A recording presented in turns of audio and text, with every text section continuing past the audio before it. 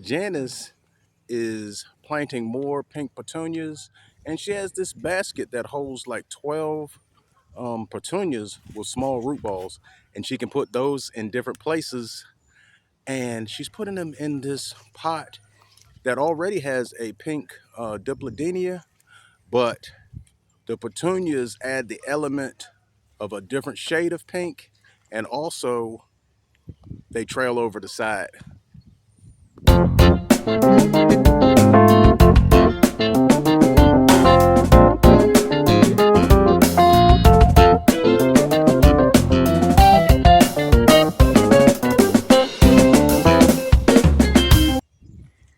We got some healthy ones. Look at the roots on this. Filling in these spaces so that we get a nice full effect. And this thing is going to be flooded with color. Look at this petunia. Nice. Nice pink color there with that trumpet shape. Beautiful. Now they'll get long like this, and we just continue to do maintenance on them and pull off the spent petals. Now these petals here will either look burnt up. Now that's a good one there that hasn't opened yet. Let's see if we can find, here we go. Now they're either going to be burnt up like this or kind of mushy looking. So both of those get pulled off. See, that's what they look like before they get burnt up looking. And as you pull those off, that encourages growth for more blooms, and they will trail like it will be amazing. Now, in the wind, a lot of times in the wind, the blooms will fall off on their own. But in that clip that I showed you, that was like under a canopy.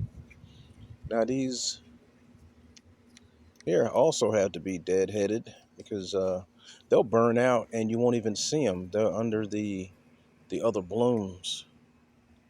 And we have our geraniums here still showing off. We're going to be watering those because that soil was super dry. The maintenance on these is very simple. When the flower looks spent, you just go all the way as far as you can go down to the growth point and snap it off.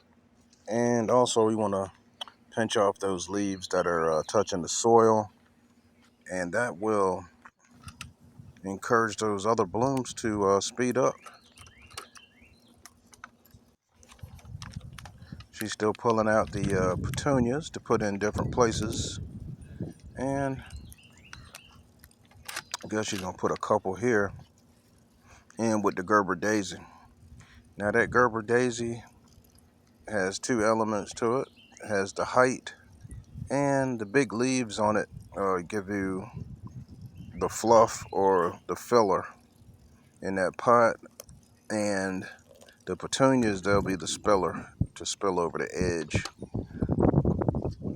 So we went with two because we want to see how they do, because we know that the Gerber daisy has a tendency to take over pots. Now looking at this bed here, we have the surprise pot that we're going to be giving someone. We have this fire pit here that we just added some more river rock to, which was a little darker than what was there. So we just blended it in to get an even tone with the river rock. Now in this area, we put in some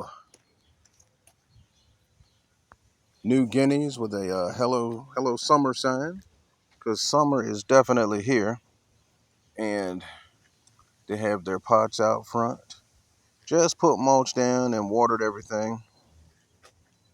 We have the salmon color New Guineas, this multicolor coleus, and the red dipladenia.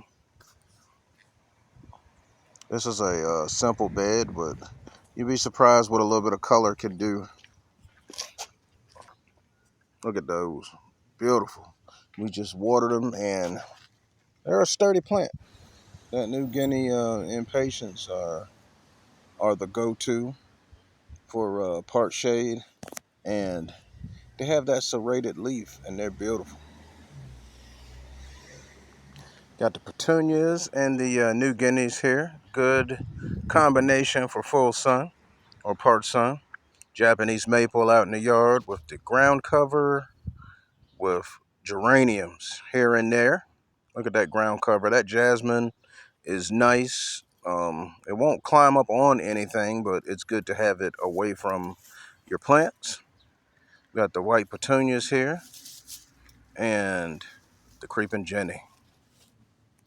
So this bed here is getting plenty of sun. It'll get 6 or more hours of full sun. Got our perennials in that will come back every year. And like what I'm saying, we went with the this orange this year, the orange and white, and things seem to be doing fine. Handling the heat and just looking gorgeous as usual. So we're just gonna go through and water everything and do a little maintenance, pull some petals off. But for the most part, these petunias, they're self-cleaning. If it's windy out, the spent petals just blow right off. So this is stepping back, looking at this. We have our hydrangeas blooming, and she was wanting. Well, the hydrangeas were blooming at different times. They finally bloomed at the same time this year. This ground cover is just nice. It fills in these empty spaces, and you don't have to worry about cutting any grass. And it keeps the weeds under control. Got this creeping Jenny here. I'm gonna have to cut that off at the bottom because it will take root. We've been getting big impact in small spaces and brightening up areas, and we've encountered shade and sun in these gardens. These terracotta pots dry out pretty quick, so we have to keep an eye on them and keep them watered. And they have that water tray at the bottom so that it could just continue to wick up the water. And in this location, we have a mix of flowers, Shasta daisies, vincas, and we have a few sun patients in here. Now, the sun patients are very dramatic, and when they don't get water, they just get floppy. Look at that one right there, floppy. But they're still okay. So we're just gonna go through and water everything. Um, we don't have a nozzle, so I'm going with the thumb action. I'm glad that the sun is not up and we're able to just water. See how dramatic that flower looks. We're able to water these. Ordinarily, if the sun is at the high point of the day, you want to water at the base of the plant, directly to the roots, because water in any other way, it just evaporates before it gets to where it's going. I try to water when the sun is not at its high point of the day. Now our vincas here are getting bigger. The coleus, everything in this raised bed is getting bigger and looking beautiful. Our coleus has the multicolors here. This is two different types. I don't have the tag, but there's two different types. And we have our creeping Jenny up there doing fine. A couple of petunias and sun patients between those two chairs there. But we'll look at these creeping Jenny. And we'll definitely be doing updates on these because I want to see how long they get. Here's the pots. Now these have already grown twice the size. And this is how they looked 3 weeks ago. They started off with the same beautiful color here, the plum color, the pink, green, and white margins. The calibrachoas in there are nice and full now. And that size difference is really amazing how vast they grew, and they're not finished growing yet. These are going to be huge. Now on this one, we went with all vincas. We have the white, the hot pink, and we have a halo magenta, which is like an orchid pink. Very beautiful, and I don't have the before picture, but when I planted them, there was just a little bit of spacing, and we got that full effect of the flood and explosion of color. This is amazing. We spaced them, I believe it was 8 inches apart, and this is how big they get. There's a gap in one of them.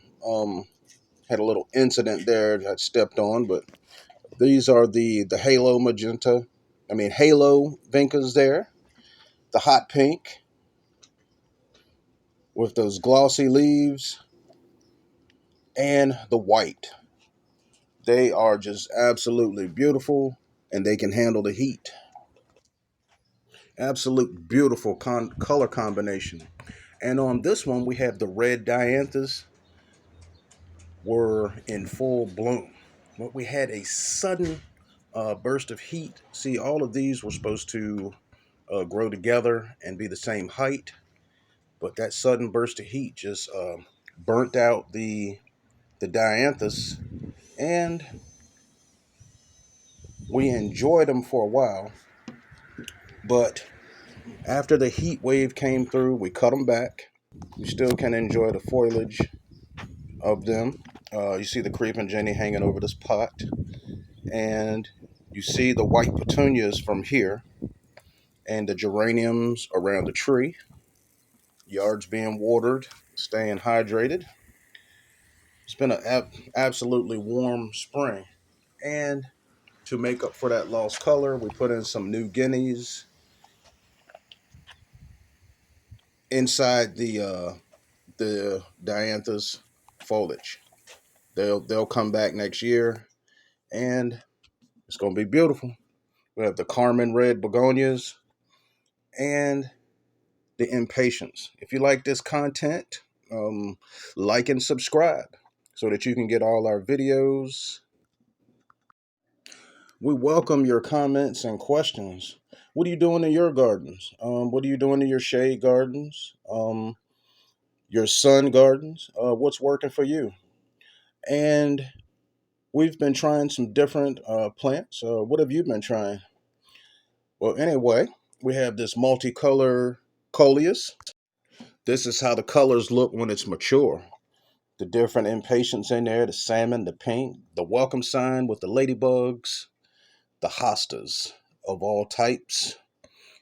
If you enjoy this content, we welcome your comments and questions. Hit the like and subscribe so you can get all our videos. Enjoy your day.